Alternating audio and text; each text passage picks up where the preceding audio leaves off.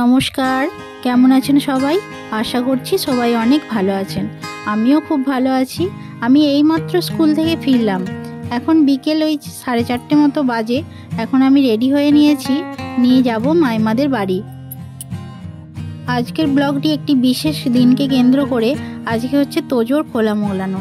তোজো বলতে আপনারা জানেন তো কে? ও হচ্ছে আমার মামা শ্বশুরের ছেলের ছেলে। যেহেতু আমাদের বাড়ি আর মামা শ্বশুরের বাড়ি একেবারে পাশাপাশি, সেহেতু সম্পর্কেও যেহেতু ওরা আমাদের নিজেদেরই মতো, তাই ওদের কোনো অনুষ্ঠান হলে আমরা খুব নিজেদেরই মনে করি সেটা। আর যখন আমাদের কোনো অনুষ্ঠান হয় সেক্ষেত্রে ওরাও কিন্তু নিজেরাই মনে করে। তার উপরে সাম্যর একমাত্র দাদা হলো তোজো, তাই আনন্দটা একটু বেশিই হচ্ছে। এর আগে আমাদের বাড়িতে যখন তোজোকে আইবুড়ো ভাত দেওয়া হয়েছিল সেই ভিডিও তো আপনাদের দেখিয়েছি। তো আজকে হচ্ছে তারই খোলা মোলানো। দেখতে দেখতে দেখুন দিনগুলো কত তাড়াতাড়ি চলে আসে। এই 1 মাস ধরে পইতে হবে হবে হবে করে আজকে দেখুন ঠিক দিন চলে এসেছে। সময় না কারোর জন্য থেমে থাকে না, সময় তার গতিতে বয়ে চলে। আমরাই বরং মাঝে মাঝে থমকে যাই। 3টের সময় সমস্ত স্ত্রীদের এখানে আসার কথা ছিল, কিন্তু আমার তো আসতে অনেকটাই দেরি হয়ে গেছে। আর এদিকে দিদিদেরও একটু অনেক দেরি হয়েছে কিছুটা, তাই 3:30 পৌনে 4টে মতো করে শুরু হয়েছে। আমি এসে দেখলাম তখনও সবাইকে আলতা পরানো হচ্ছে, তো আমিও পরে নিলাম। আর এখানে দেখলাম মাইমা খোলা বসিয়েছে। এই খোলা মঙ্গলা হলো একটি স্ত্রী উপাচার। কোনো শুভ অনুষ্ঠানকে কেন্দ্র করে তার জন্য এই খোলা বসানো হয়। এর যে সমস্ত নিয়ম কানুন রয়েছে তা সব স্ত্রী উপাচার মেনেই করা হয়। যিনি বড় থাকেন বা বাড়ির যিনি বিশিষ্ট ব্যক্তি থাকেন তিনি প্রথমে খোলাটা বসান, তারপর সবাই তাকে ছুঁয়ে থাকে। এর আগেও অনেক খোলা মঙ্গলা অনুষ্ঠানে আমি স্ত্রী হিসেবে গিয়েছিলাম, কিন্তু এইবারে আমার একটু নতুন রকমের অভিজ্ঞতা হলো। এই কারণেই বলছি, এই যে দেখতে পাচ্ছেন মাইমা ধান দিয়ে খইটাকে তুলে নিচ্ছে, তো এটাই হলো প্রধান উপাচার। কিন্তু সাধারণত যিনি করেন একজনই করেন, খুব জোর হলে আরেকজন হয়তো বসে। কিন্তু এক্ষেত্রে আমরা সবাই প্রত্যেক স্ত্রী কিন্তু এই কাজটা করতে পেরেছিলাম। আর আমি যেহেতু এই প্রথমবার এই কাজটা করছি, তাতে করে আমার খুব ভালো লেগেছে। মাইমাদের যে পুরানো রান্নাঘরটা আছে, তো সেখানেই খোলা মঙ্গলাটা হচ্ছিল। সেখানে কিন্তু বেশ খুব একটা আলো আসছিল না। তারপর সবাই মিলে ঘিরে গেটটার কাছটা দাঁড়ানো হয়েছিল বলে আলো খুব বেশি একটা আসছিল না, ওই জন্য হয়তো একটু বেশ অন্ধকার অন্ধকার লাগছিল। কিন্তু এরই মাঝে সময় করে আমি একটু আমার নিজের ছবি তুলে নিলাম, তার সাথে বাকিদেরও।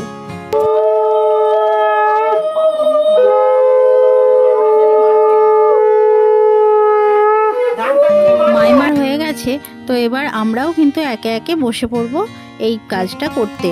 আর এদিকে দেখুন না, ধানটা না ঠিক ভালোভাবে ফুটছিল না, সেই জন্যেই কিন্তু এতজনে বসা, যে কার হাতে কোন ভালোভাবে ফোটে দেখার জন্য। তো চলুন এবার আমি বসবো।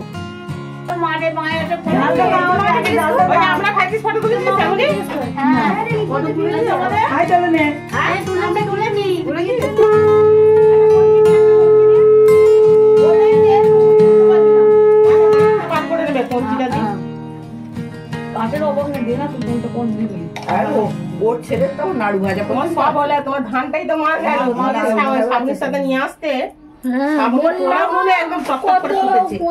ধান আছে আমি বললাম তো, তাও কি করে জানবে যে ঘরের ধানটা? দেখো না একটু সুন্দর কই ভাজবে। হ্যাঁ ফুটবে ফুটবে, তুমি চিন্তা করছো কেন?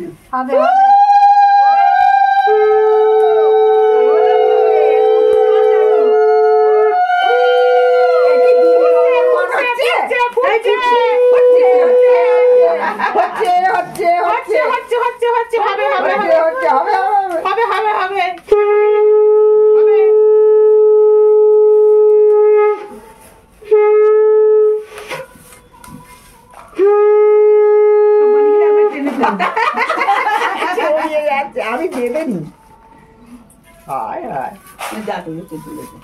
আমার শাশুড়ি আমাকে শিখিয়েছিল, আমিও তো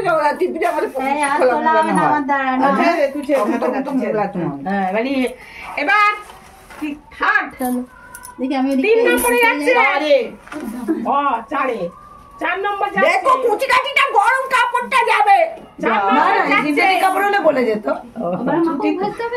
ভালো করে তো পারলামই না, উপরন্তু বসার পর দেখছি বাবা হাতটাতে কিন্তু বেশ তাপ লাগছে।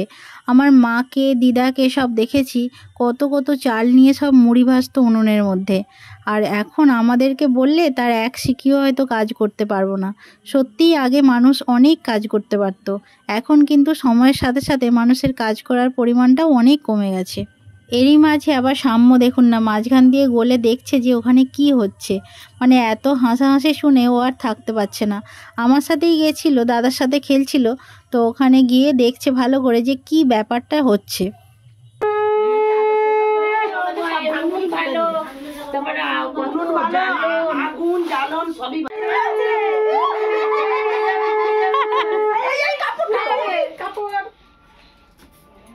ঢেলে দাও।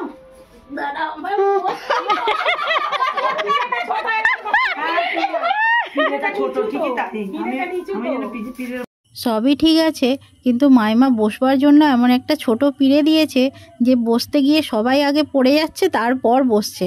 আসলে হয়েছে কি, মাইমা যেই পিঁড়েটা ব্যবহার করে রান্না করতে গিয়ে সেটাই ওখানে নিয়ে এসছে, সেটা তো বেশ ছোট মতো, আর সেটাতে বসতে গিয়ে ওই জন্য আরও সবাই পড়ে যাচ্ছে।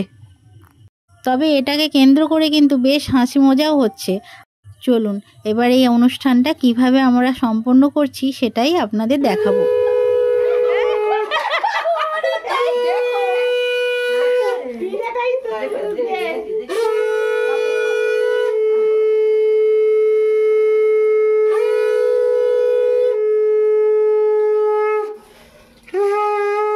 এইগুলোই থাকবে।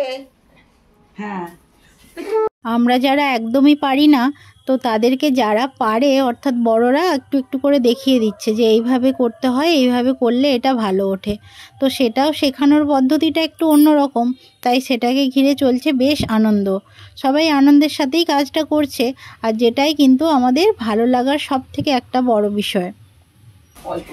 এরম করে করে দেখি কেমন করে নিন দেখান।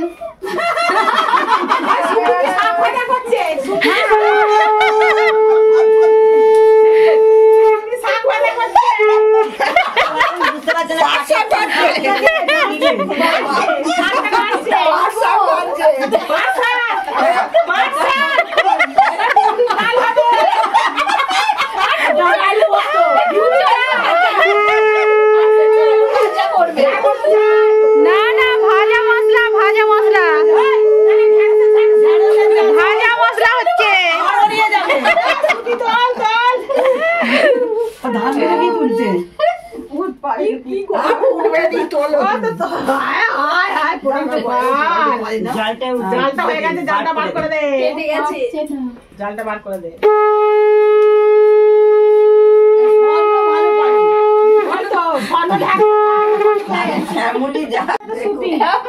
ওই আলু ভাজা ঢ্যাঁড়সের ঝালে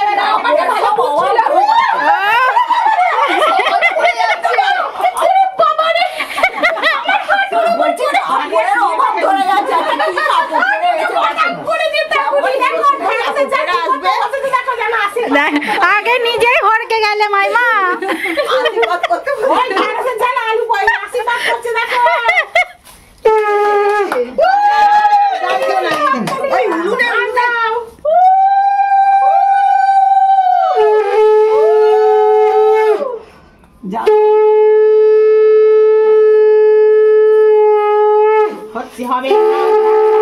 আমার মনে হচ্ছে সেদ্ধ চালের দেয় না, আলু চালের ধানটা পাইল আছে ধানটা দিয়ে দিয়েছে না ফাস্ট হচ্ছে কি হচ্ছে ঢেঁড়সের ঝাল ঢেঁড়সের ঝাল ঢেলে দাও।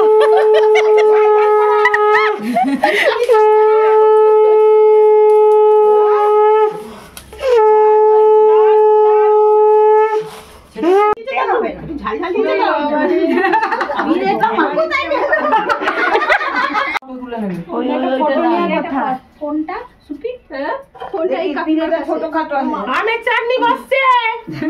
আমের চাটনি ওই দেখো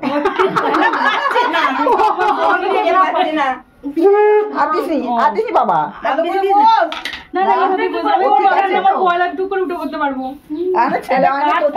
তবে তো ফুটবে। জাল দে, উনুনে জাল দে। থামো থামো, ওই অল্প জালি করবে, উপরে আছে। আমি জীবনে প্রথম হাত দিলাম। যাই হোক তবু তো মনে বলছে, ওরে বাবা। হাত দিয়েছি আমি এই হাত আমার বড় মেয়ে গেলে তো বড় করে আমি কি করেছি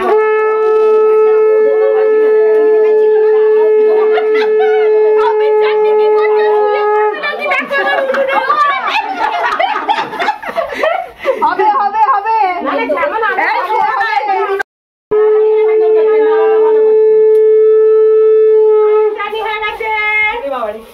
থ্যাংক ইউ। ওই তো ফুটছে, নে দে দে তো, টপটপ না দেখ ফুটে যাবে। ওই তো ফুটছে। হ্যাঁ ফুটছে। অত ফেলেছি। মায়ের সব হয়। একবারে অনেকগুলো দিয়ে আমি তো আমরা তখন তো এত এও টাকাটা ছিল না। ওর ছেলে ঠিক আছে মিষ্টিটা ভালো করে দিবি। হ্যাঁ, রসগোল্লার বড় বড় সাইজ, পাপড় বাদ হয়ে গেছে। পাঁপড়টা বাদ হয়ে গেছে। এই উনুনে জাল নেই কেন? এই কাকিমা শুধু রয়েছে, এই কাকিমা যদি করে পাপড় পড়বে। না না কাকি না আচ্ছা দিও না এই কাগজ জলি যাতে না না সবটা মিষ্টি দিয়ে সমাপ্ত করুন। হ্যাঁ হ্যাঁ দেখো হাতে তার লাগেনি জানো। পাপড় আগে হয়, তবে মিষ্টি হয়। পাপড় আগে হলো না, ডিম পাঁপড় অনেকে দেয় না তো, ওই পাঁপড় না দিয়ে মিষ্টি। মিষ্টিটা দিয়ে পাপড় এখন পছন্দ করে এখন পাঁপড় পছন্দ করে না অনেকে। তার ফোন করে দিলে মিষ্টি ওই বালি জড়ি সব ফেলে যাই WhatsApp করে যাই চলে যাচ্ছে দিতে হবে না সবটা সব তুলে দিয়ে দিল দেখ। বালি গুলো তুলে দে ঠিকই করেছে কি করতে দেবে বাটা দিতে নেই না কিছু না আর একবার দিয়ে দিন না, একবার দিন। দুটো চারটে দিয়ে দেবো আমরা বউগুলো দারুণ পারি। কি করবে এখন তো যুগে বউ এটা করিনি তো মায়েদের কি করতে দেখি সাদার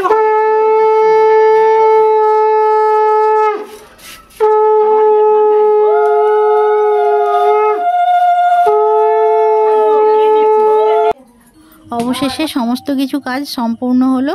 এবার এইখান থেকে যেগুলো ভালো ভালো হয়েছে তো সেখানেও 3-4 জন হাত লাগিয়ে বেছে নিতে হয়। তো সেই কাজটাই এখন আমরা সবাই মিলে করছি। তো আমরা এবার করতে থাকি। আর আজকের ব্লগটি এখানেই শেষ করছি। আবার দেখা হবে পরের একটি ব্লগে।